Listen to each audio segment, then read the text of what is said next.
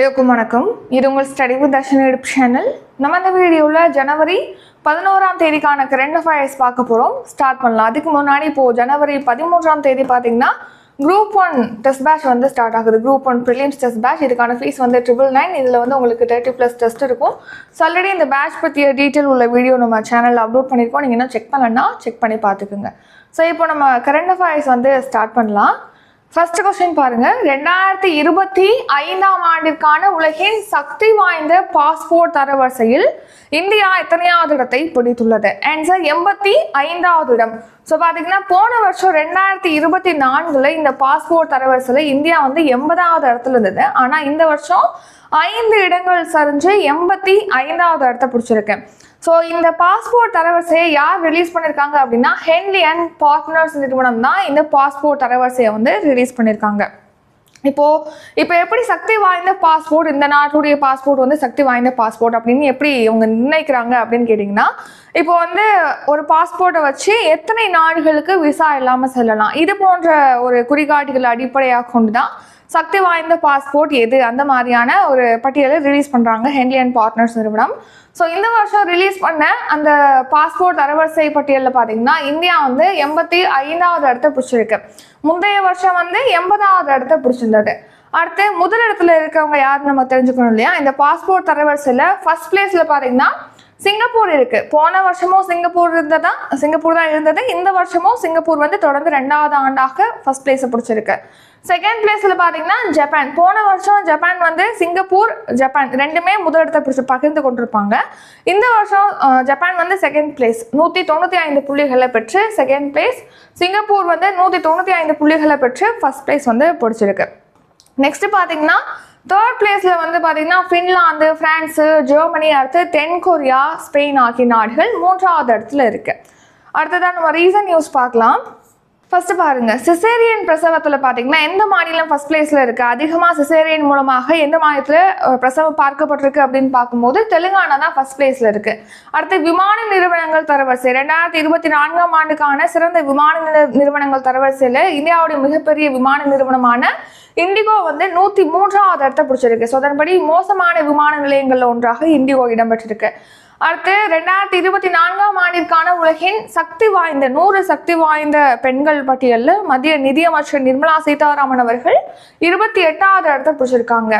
வாகன உற்பத்தி துறையை பொறுத்த வரைக்கும் பார்த்தீங்கன்னா இந்தியா வந்து 3வது மிகப்பெரிய நாடாக இருக்கு. அடுத்த உலகிலே வந்து அவங்களுடைய சொந்த நாட்டுக்கு பணம் அனுப்பக்கூடிய பட்டியலில் பார்த்தீங்கன்னா அதிகமான பணத்தை பெற்று இந்தியா தான் வந்து ஃபர்ஸ்ட் பிளேஸ்ல இருக்கு. அடுத்த சர்வதேச அளவில் நாள் ஒன்றுக்கு பார்த்தீங்கன்னா குடும்ப நபர்களால 140 பெண்கள் வந்து கொல்லப்படுறாங்க அப்படின்னு சொல்லிட்டு சமீபத்திய ஆய்வறிக்கையில தெரிவிச்சிருக்காங்க. அடுத்து நம்ம நாட்டில் அதிகமான அலோபதி மருத்துவர்கள், அதாவது MBBS டாக்டர்ஸ் வந்து எங்கே அதிகமாக இருக்காங்கன்னா மகாராஷ்டிரால தான் அதிகமாக இருக்காங்க அலோபதி மருத்துவர்கள். நெக்ஸ்ட் செகண்ட் கொஸ்டின், 2025 இந்திய பொருளாதார வளர்ச்சி %% இருக்கும் என்று ஐநா கணித்துள்ளது.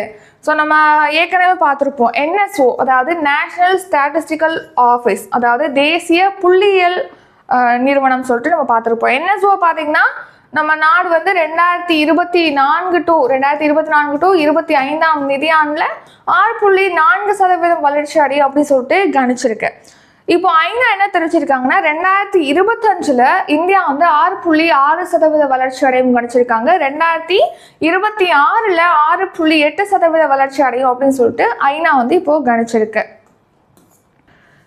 UN report Indian economy to grow 6.6% in 2025, 6.8% in 2026. So ஐக்கிய நாடுகள் என்ன கணிச்சிருக்காங்கன்னா 2025 இந்தியாவோட பொருளாதார வளர்ச்சி 6.6% இருக்கும், 2026 6.8% இருக்கும்னு சொல்லிட்டு கணிச்சிருக்காங்க.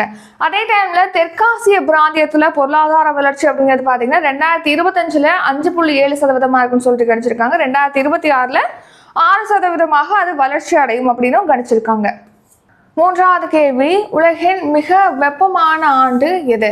ஆன்சர் ஆப்ஷன் ஏ 2024ஆம் ஆண்டு. ஸோ 2024 தான் உலகின் வெப்பமான ஆண்டாக இருக்குது அப்படின்னு சொல்லிட்டு சர்வதேச வானிலை ஆய்வு நிறுவனங்கள் பார்த்தீங்கன்னா பல நிறுவனங்கள் தெரிவிச்சிருக்காங்க. அதுக்கு முன்னாடி 2023 வந்து வெப்பமான ஆண்டு அப்படின்னு சொல்லிட்டு தெரிவிச்சிருப்பாங்க. இப்போ 2024 தான் அதிக வெப்பமான ஆண்டு அப்படின்னு சொல்லிட்டு தெரிவிச்சிருக்காங்க. ஸோ நம்ம பூமியோட வெப்பமானது பார்த்தீங்கன்னா அதிகரிச்சுட்டே வருது. அதை கட்டுப்படுத்தணும் அப்படிங்கிறதுக்காக 2015 பாரிஸில் நடைபெற்ற பருவநிலை மாற்ற மாநாட்டில் பார்த்தீங்கன்னா ஒரு ஒப்பந்தம் மேற்கொண்டிருப்பாங்க. என்ன ஒப்பந்தம் அப்படின்னா, தொழிற்புரட்சிக்கு முன்னாடி இருந்த காலத்தில் முன்னாடி பூமியோட வெப்பநிலையானது சுமார் 14 டிகிரி செல்சியஸாக இருந்துச்சு. ஸோ இதை விட 1.5 டிகிரி செல்சியஸ் வந்து கூடலாம். அதுக்கு மேலே பூமியோட வெப்பநிலை கூடக்கூடாது, அதுக்குள்ளே நம்ம கட்டுப்படுத்தணும் அப்படிங்கிறதுக்காக ஒப்பந்தம் மேற்கொண்டிருப்பாங்க. அதாவது இதோட மீனிங் என்னென்னா, பூமியோட வெப்பநிலை வந்து 15.5 டிகிரி செல்சியஸ்க்கு மேலே கூடிடக்கூடாது, அதுக்குள்ளே நம்ம கூடாமல் கட்டுப்படுத்தணும். அதுக்கான பல்வேறு முன்னெடுப்புகளை வந்து மேற்கொள்ளணும் அப்படிங்கிறதுக்காக தான் பாரிஸ் ஒப்பந்தமானது மேற்கொள்ளப்பட்டது. ஸோ ஏன் எக்ஸாக்டாக அந்த தொழிற்புரட்சிக்கு முன்னாடி இருந்த காலத்தில் இருந்ததை விட 1.5 டிகிரி செல்சியஸ் கூடிடக்கூடாது அப்படின்னு சொல்லிட்டு ஒப்பந்தம் மேற்கொண்டிருக்காங்க அப்படின்னு கேட்டிங்கன்னா, தொழிற்புரட்சிக்கு பின்னாடி தான் என்ன ஆச்சுன்னா அதிகமான தொழிற்சாலைகள் வந்துருச்சு. ஸோ அதே மாதிரி அதிகமான வாகனங்கள் வந்துடுச்சு. ஸோ இதனால என்ன ஆகுது, அந்த புகை ரிலீஸ் ஆகுது இல்லையா, ஸோ அதன் மூலமாக பார்த்தீங்கன்னா கார்பன் டை ஆக்சைடு அதிகமாக ரிலீஸ் ஆகுது, பசுமை இல்ல வாயுக்கள் அதிகமாக ரிலீஸ் ஆகுது. ஸோ இது வந்து வளிமண்டலத்தில் கலந்துருது. ஸோ பசுமை இல்ல வாயுக்கள் அப்படிங்கிறது பார்த்தீங்கன்னா நமக்கு நல்லது தான். பசுமை இல்ல வாயுக்கள் இல்லாமல் இருக்கக்கூடாது.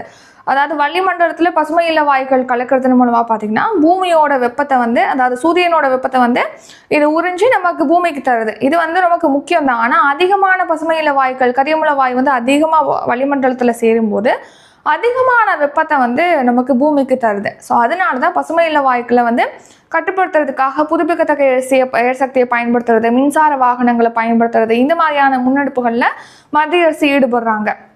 ஸோ அந்த கான்செப்டை என்ன அதிகரிக்கக்கூடாது பூமியோட வெப்பநிலை அப்படிங்கிறத கான்செப்ட். ஸோ இப்போ 2024ஆம் ஆண்டு பார்த்தீங்கன்னா பூமியோட வெப்பநிலை தொழிற்புரட்சிக்கு முன்னாடி இருந்ததை விட அதிகரிச்சிருக்கு. அதாவது 1.6 டிகிரி செல்சியஸ் வந்து அதிகரிச்சிருக்குன்னு சொல்லிட்டு தெரிவிச்சிருக்காங்க. இந்த 2024ஆம் ஆண்டுல யார் தெரிவிச்சிருக்காங்கன்னா ஐரோப்பிய யூனியனின் வானிலை ஆய்வு அமைப்பு வந்து தெரிவிச்சிருக்காங்க. ஸோ எதனால் இது அதிகரிக்குது அப்படின்னு கேட்டிங்கன்னா, நம்ம வாகனங்களில் வந்து நிலக்கரி, டீசல் பயன்படுத்துகிறோம், பெட்ரோல் பயன்படுத்துகிறோம். இந்த மாதிரியான பொருட்களை எரிப்பதன் மூலமாக வெளியாகக்கூடிய புகையினால் பரவுது. அதுதான் மிகப்பெரிய பங்காற்றுது அப்படின்னு சொல்லிட்டு தெரிவிச்சிருக்காங்க. அது மட்டும் இல்லாமல் வர 2030ஆம் ஆண்டுக்குள்ளே பார்த்தீங்கன்னா பூமியோட வெப்ப அதிகரிப்பை 1.5 டிகிரி செல்சியஸ்குள்ளே கட்டுப்படுத்துறதுக்கு இலக்கு நிர்ணயிக்கப்பட்டிருக்கு. நம்ம முன்னாடி சொன்னதே தான் இதுவும். அடுத்த 4வது கேள்வி, நிக்கோலஸ் மடூரோ எந்த நாட்டின் அதிபராக பொறுப்பேற்றுள்ளார்? Answer Venezuela. ஸோ வெனிசுலா நாட்டுடைய அதிபராக நிக்கோலஸ் மடூரோ வந்து இப்போ பொறுப்பேற்றிருக்காங்க. கவனிங்க, வெனிசுலா நாட்டுடைய அதிபராக இப்போ 3வது முறையாக நிக்கோலஸ் மடூரோ வந்து பொறுப்பேற்றிருக்காங்க. இந்த வெனிசுலாவுடைய தலைநகரம் எது அப்படின்னு கேட்டிங்கன்னா கராகஸ். அடுத்த 5வது கேள்வி, தற்போது பாலியல் குற்றவாளிகளுக்கு மரண தண்டனை வழங்க எந்த மாநிலத்தில் மசோதா நிறைவேற்றப்பட்டுள்ளது? ஆன்சர் தமிழ்நாடு. ஸோ நம்ம சென்னை அண்ணா பல்கலைக்கழகத்தில் பார்த்தீங்கன்னா ஒரு மாணவி வந்து பாலியல் வன்கொடுமைக்கு உள்ளாக்கப்பட்டிருக்காங்கன்னு சொல்லிட்டு நம்ம அடிக்கடி இப்போது செய்தித்தாள்களில் படிக்கும்போது தெரிஞ்சுக்க முடியுது. ஸோ அப்படி இருக்கும்போது இப்போது தமிழ்நாட்டில் பார்த்தீங்கன்னா இந்த மாதிரியான குற்றங்களை வந்து தடுக்கணும் அப்படிங்கிற நோக்கத்தில் பாலியல் குற்றவாளிகளுக்கு மரண தண்டனை வழங்குவதற்கான ஒரு மசோதாவானது நிறைவேற்றப்பட்டிருக்கு. ஸோ ஏற்கனவே பார்த்தீங்கன்னா இப்போது லாஸ்ட் இயர் ஜூலை 1 வந்து பாரதிய நியாய சன்ஹிதா, பாரதிய நாகரிக் சுரக்ஷா சன்ஹிதா, பாரதிய சாட்சிய அதிநியம், இந்த 3 புதிய குற்றவியல் சட்டங்கள் வந்து நடைமுறைக்கு வந்ததுன்னு சொல்லிட்டு பார்த்துருப்போம். இந்த சட்டங்கள்லே பாலியல் வன்கொடுமைக்கான தண்டனைகள் இருந்தாலும் அதில் நம்ம தமிழ்நாட்டுக்கு ஏற்ற மாதிரி இந்த தண்டனைகளை கொஞ்சம் அதிகப்படுத்துகிற மாதிரி இப்போ மசோதா, அதில் திருத்தம் மேற்கொள்வதற்கான மசோதாவானது இப்போ தமிழ்நாடு சட்டப்பேரவையில் நிறைவேற்றப்பட்டிருக்கு. ஸோ அதன்படி பார்த்தீங்கன்னா 12 வயதுக்குட்பட்ட பெண் குழந்தைகளை வந்து பாலியல் வன்கொடுமைப்படுத்துறாங்க அப்படின்னா அவங்களுக்கு மரண தண்டனை வழங்குறதுக்கு இந்த மசோதா வந்து வழிவகை செய்யுது. அது மட்டும் இல்லாமல் ஒரு பெண்ணை வந்து தவறான நோக்கத்திற்காக பின்தொடர்ந்து செல்றாங்க அப்படின்னா அவங்களுக்கு 5 ஆண்டுகள் வரைக்கும் சிறை தண்டனை வழங்கப்படும் அப்படின்னு சொல்லிட்டு இந்த மசோதாவில் குறிப்பிடப்பட்டிருக்கு. ஸோ வேறு என்னென்னலாம் இடம்பெற்றிருக்குன்னு சொல்லிட்டு பார்க்கலாம். என்னென்ன குற்றங்கள், முன்னாடி என்ன தண்டனை வழங்கப்பட்டது, இப்போ அந்த தண்டனையை எவ்வளவாக உயர்த்திருக்காங்க இந்த மசோதாவின் படி அப்படிங்கிறத நம்ம பார்க்கலாம். ஸோ ஃபஸ்ட்டு பார்த்தீங்கன்னா பாலியல் பலாத்காரம், பாலியல் வன்புணர்ச்சி செய்கிறாங்க அப்படின்னா வன்புணர்ச்சி அவங்களுக்கு வந்து 10 ஆண்டுகள் கடுங்காவல் முன்னாடி இருந்தது. இப்போ அதை 14 ஆண்டுகளாக உயர்த்திருக்காங்க மசோதாவில். அடுத்து நெருங்கிய உறவினரோ இல்லைனா காவல்துறையை சேர்ந்தவங்களோ இந்த பாலியல் பலாத்காரத்தில் ஈடுபடுறாங்கன்னா அவங்களுக்கு 10 ஆண்டுகள் கடுங்காவல் முன்னாடி இப்போ அதை 20 ஆண்டுகளாக அதிகரிச்சிருக்காங்க. அடுத்து 12 வயதுக்குட்பட்ட குழந்தைகளை வந்து பாலியல் வன்புணர்ச்சி செய்கிறாங்க அப்படின்னா அவங்களுக்கு 20 ஆண்டுகள் கடுங்காவல் முன்னாடி இருந்துச்சு, அதை வந்து ஆயுள் தண்டனையாக அல்லது மரண தண்டனையாக மாற்றிருக்காங்க. அடுத்து பாலியல் வன்புணர்ச்சி மற்றும் மரணத்தை விளைவிக்கும் குற்றம். ஸோ பாலியல் பலாத்காரம் செய்கிறாங்க, அதில் வந்து அந்த பெண் இறந்துட்டாங்க, மரணம் ஏற்படுது அப்படின்னா அதுக்கு பார்த்தீங்கன்னா 20 ஆண்டுகள் கடுங்காவல் முன்னாடி இருந்துச்சு, இப்போ அதை வந்து ஆயுள் தண்டனையாக அதிகரிச்சிருக்காங்க இந்த மசோதாவில். அடுத்து கூட்டு பலாத்காரத்தில் ஈடுபடுறாங்கன்னா அவங்களுக்கு ஆயுள் சிறை இருந்துச்சு முன்னாடி, இப்போ அதை மரண தண்டனையாக உயர்த்திருக்காங்க இந்த மசோதாவில். நெக்ஸ்ட் பார்த்தீங்கன்னா மறுபடியும் ஒரே குற்றத்தை செய்கிறாங்க அப்படின்னா அவங்களுக்கான தண்டனை முன்னாடி ஆயுள் சிறையாக இருந்தது, இப்போ மரண தண்டனையாக அதிகரிச்சிருக்காங்க. ஒரு பெண்ணுக்கு பாலியல் தொல்லை கொடுக்குறாங்க அப்படின்னா அவங்களுக்கு 3 ஆண்டுகள் தண்டனை முன்னாடி இருந்துச்சு, இப்போ அதை 5 ஆண்டுகளாக அதிகரிச்சிருக்காங்க.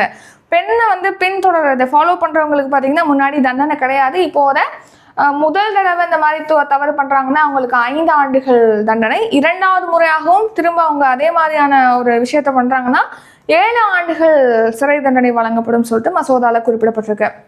ஆசிட் வீசுறாங்க இல்லையா, அந்த ஒரு பெண் வந்து அவங்க சொல்றதை கேட்கல, அந்த மாதிரி ஒரு சில காரணங்களுக்காக ஆசிட் வீசுறாங்க இல்லையா, அந்த மாதிரி ஆசிட் வீசுறவங்களுக்கு 10 ஆண்டுகள் சிறை தண்டனை இல்லைன்னா ஆயுள் தண்டனை இருந்தது, இப்போ ஆயுள் தண்டனை மற்றும் மரண தண்டனையாக அதை வந்து அதிகரிச்சிருக்காங்க.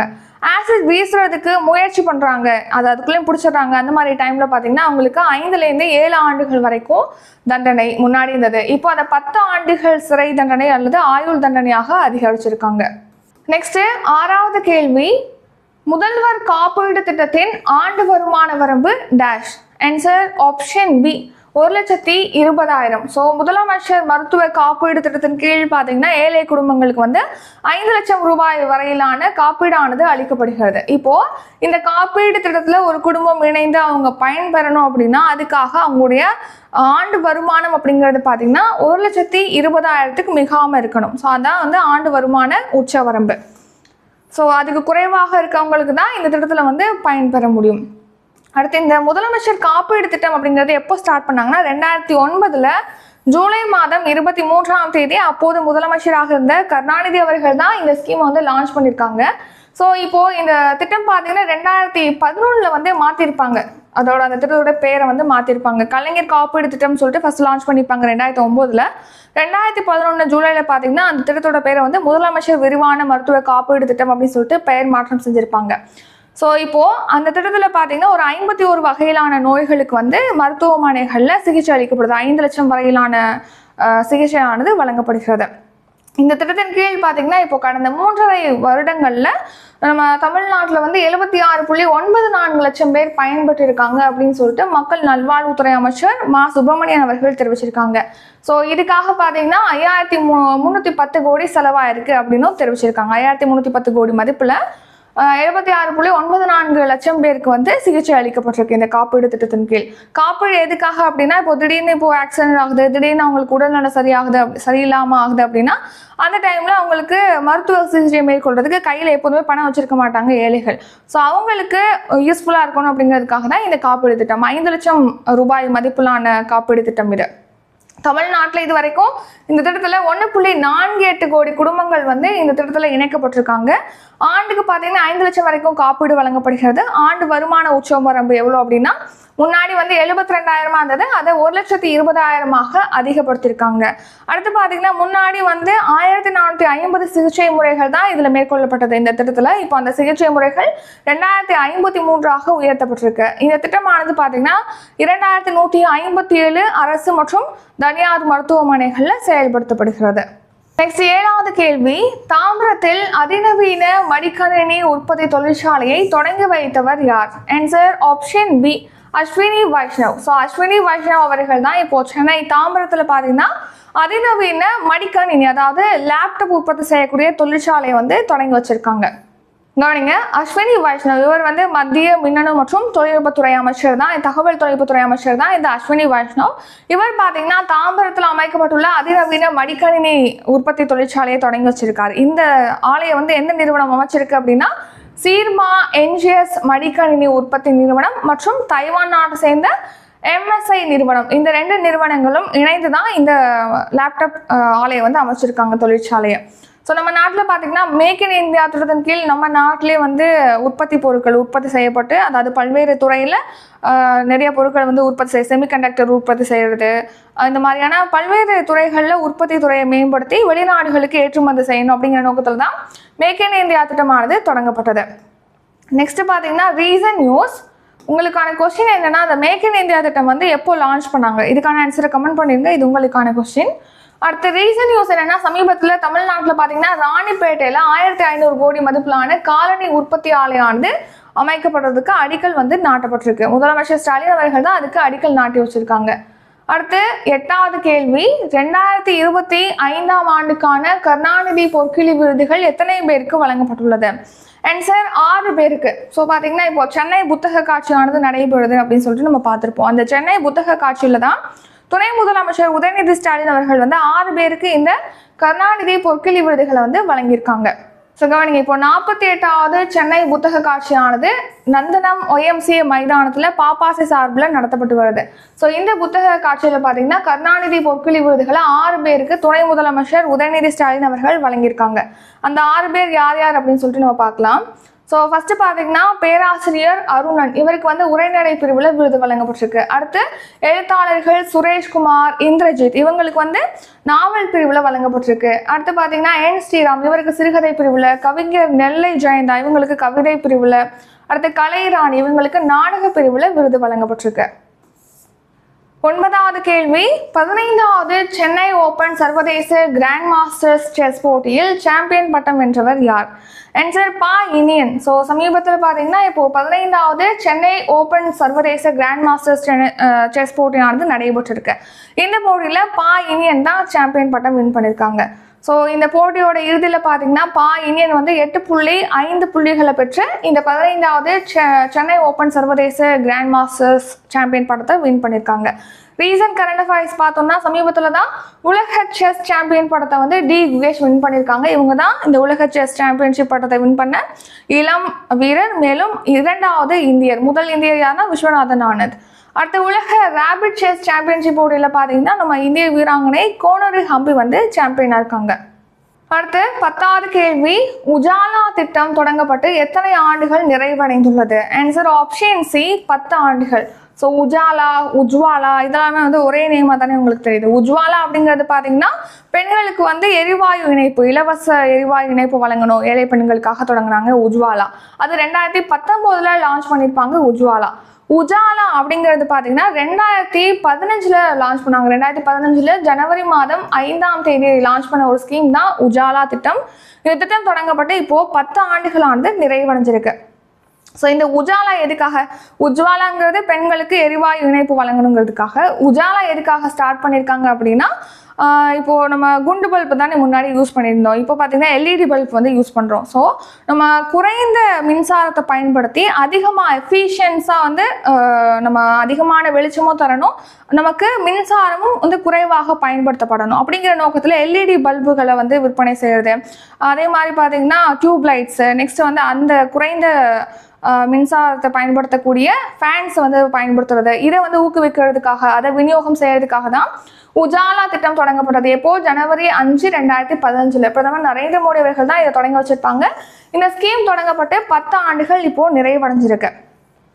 ஸோ இந்த திட்டத்தில் பார்த்தீங்கன்னா இதுவரைக்கும் 36 கோடிக்கும் அதிகமான LED பல்புகள் வந்து விநியோகம் செய்யப்பட்டிருக்கு. இதனால பார்த்தீங்கன்னா இந்தியா வந்து ஆண்டுக்கு 19,153 கோடி சேமிச்சிருக்கு அப்படின்னு சொல்லிட்டு இப்போ தெரிவிச்சிருக்காங்க.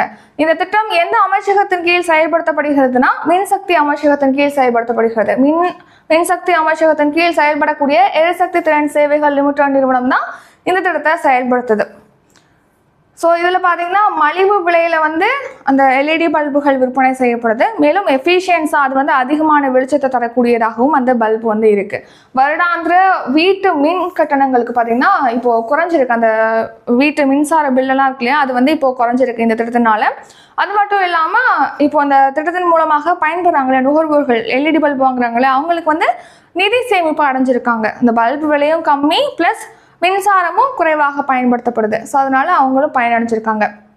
இதே 2015ஆம் ஆண்டு ஜனவரி 5ஆம் தேதி தொடங்கப்பட்ட மற்றொரு திட்டம் தான் SLNP, அதாவது ஸ்ட்ரீட் லைட்டிங் நேஷனல் ப்ரோக்ராம் அப்படிங்கிறது. அதாவது ஸ்ட்ரீட் லைட் தேசிய திட்டம். தெருவிளக்குகள் இருக்குல்ல, இப்போ நம்ம குடும்பங்களில் எல்இடி பல்பு யூஸ் பண்ணுறது, டியூப் லைட் யூஸ் பண்ணுறது, ஃபேன் வந்து குறைந்த மின்சாரத்தை பயன்படுத்தக்கூடிய ஃபேன் யூஸ் பண்ணுறதுக்காக தான் உஜாலா ஸ்கீம் பார்த்தோம். இது இந்த SLNP ஸ்கீம் அப்படிங்கிறது பார்த்தீங்கன்னா தெருவிளக்குகளில் வந்து அதே மாதிரி குறைந்த மின்சாரத்தை பயன்படுத்தி அதிக மின்னாற்றலை வழங்கக்கூடிய, அதாவது அதிக வெளிச்சத்தை வழங்கக்கூடிய எல்இடி பல்புகளை பயன்படுத்தணும் அப்படிங்கிறதுக்காக தான் இந்த SLNP ஸ்கீம் வந்து ஸ்டார்ட் பண்ணாங்க. வழக்கமான தெருவிளக்குகளுக்கு பதிலாக ஸ்மார்ட் மற்றும் ஆற்றல் திறன் கொண்ட எல்இடி தெருவிளக்குகளை பயன்படுத்துறதுக்காக இந்த ஸ்கீம். அடுத்து 11வது கேள்வி, தேசிய மனித கடத்தல் விழிப்புணர்வு தினம் எந்த நாளில் அனுசரிக்கப்படுகிறது? ஆன்சர் ஜனவரி 11. ஆண்டுதோறும் ஜனவரி 11ஆம் தேதி தான் தேசிய மனித கடத்தல் விழிப்புணர்வு தினமானது அனுசரிக்கப்படுகிறது. So national human trafficking awareness day.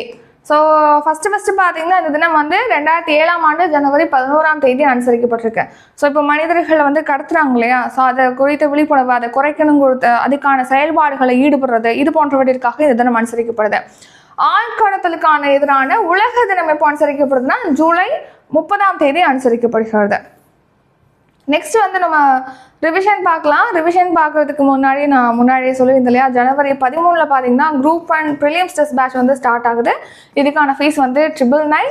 அடுத்து ஜனவரி 18ஆம் தேதி பார்த்தீங்கன்னா ஜிகே டெஸ்ட் பேட்ச் வந்து ஸ்டார்ட் ஆகுது. இதுக்கான ஃபீஸ் வந்து 500 ரூபீ. ஜிகேல history, polity, economy, geography, INM, unit 8, unit 9 இதெல்லாம் கவர் ஆகும். நம்ம சேனலில் ஒவ்வொரு மந்த்துக்கும் பார்த்தீங்கன்னா மந்த்லி கரண்ட் அஃபேர்ஸ் வந்து ப்ரொவைட் பண்ணுறோம். 1 மந்த்துக்கு வந்து 59, 1 இயராக வாங்குறீங்கன்னா 400. அது மட்டும் இல்லாமல் இப்போ 1 இயர் சப்ஸ்கிரிப்ஷன் வந்து ஸ்டார்ட் பண்ணோம் இல்லையா, 2025 1 இயர் சப்ஸ்கிரிப்ஷன். ஸோ அந்த சப்ஸ்கிரிப்ஷன் பார்த்தீங்கன்னா இப்போ லாஸ்ட் டேட் வந்து எக்ஸ்டெண்ட் பண்ணியிருக்கோம் ஜனவரி 14ஆம் தேதி வரைக்கும். ஸோ அதில் ஜாயின் பண்ணோம் அப்படின்னா ஃபீஸ் வந்து 600 ரூபீ. ஸோ இப்போ நம்ம ரிவிஷன் பார்க்கலாம். இந்த அப்கமிங் டெஸ்ட் பேட்ச் பற்றிய டீட்டெயிலாக டிஸ்கிரிப்ஷனில் இருக்குது, செக் பண்ணி பார்த்துக்கோங்க. டவுட் இருக்குன்னா டிஸ்கிரிப்ஷனில் காண்டாக்ட் நம்பர் கொடுத்துருக்கோம், அந்த நம்பருக்கு கால் பண்ணி அல்லது வாட்ஸ்அப்பில் டெக்ஸ்ட் பண்ணியோ தாராளமாக கேட்கலாம். ஸோ இப்போ பாருங்கள், ஃபர்ஸ்ட் கொஸ்டின், 2025ஆம் ஆண்டிற்கான உலகின் சக்தி வாய்ந்த பாஸ்போர்ட் தரவரிசையில் இந்தியா எத்தனையாவது இடத்தை பிடித்துள்ளது? ஆன்சர் ஆப்ஷன் சி 85வது இடம். இரண்டாவது கேள்வி, 2025இல் இந்திய பொருளாதார வளர்ச்சி %% இருக்கும் என்று ஐநா கணித்துள்ளது. ஆன்சர் 6.6%. மூன்றாவது கேள்வி, உலகின் மிக வெப்பமான ஆண்டு எது? ஆன்சர் 2024ஆம் ஆண்டு. நான்காவது கேள்வி, நிக்கோலஸ் மடூரோ எந்த நாட்டின் அதிபராக பொறுப்பேற்றுள்ளார்? Answer option B Venezuela. ஐந்தாவது கேள்வி, தற்போது பாலியல் குற்றவாளிகளுக்கு மரண தண்டனை வழங்க எந்த மாநிலத்தில் மசோதா நிறைவேற்றப்பட்டுள்ளது? Answer option A Tamil Nadu. ஆறாவது கேள்வி, முதல்வர் காப்பீடு திட்டத்தின் ஆண்டு வருமான வரம்பு %? ஆன்சர் 1,20,000 ரூபாய். ஏழாவது கேள்வி, தாம்பரத்தில் அதிநவீன மடிக்கணினி உற்பத்தி தொழிற்சாலை தொடங்கி வைத்தவர் யார்? ஆன்சர் அஸ்வினி வைஷ்ணவ். எட்டாவது கேள்வி, 2025ஆம் ஆண்டுக்கான கருணாநிதி பொற்கிழி விருதுகள் எத்தனை பேருக்கு வழங்கப்பட்டுள்ளது? ஆன்சர் 6 பேருக்கு. ஒன்பதாவது கேள்வி, 15வது சென்னை ஓபன் சர்வதேச கிராண்ட் மாஸ்டர்ஸ் செஸ் போட்டியில் சாம்பியன் பட்டம் வென்றவர் யார்? ஆன்சர் ஆப்ஷன் டி பா இனியன். 10வது கேள்வி, உஜாலா திட்டம் தொடங்கப்பட்டு எத்தனை ஆண்டுகள் நிறைவடைந்துள்ளது? ஆன்சர் ஆப்ஷன் சி 10 ஆண்டுகள். 11வது கேள்வி, தேசிய மனித கடத்தல் விழிப்புணர்வு தினம் எந்த நாளில் அனுசரிக்கப்படுகிறது? ஆன்சர் ஜனவரி 11ஆம் தேதி. இத்துடன் இன்றைக்கான கரண்ட் அஃபேர்ஸ் வீடியோ நிறைவடைகிறது. இந்த வீடியோ உங்களுக்கு பிடிச்சிருந்தா லைக் பண்ணுங்க, ஷேர் பண்ணுங்க. நம்ம சேனலை நீங்க இன்னும் சப்ஸ்கிரைப் பண்ணலன்னா மறக்காம சப்ஸ்கிரைப் பண்ணிக்கோங்க. நன்றி, வணக்கம்.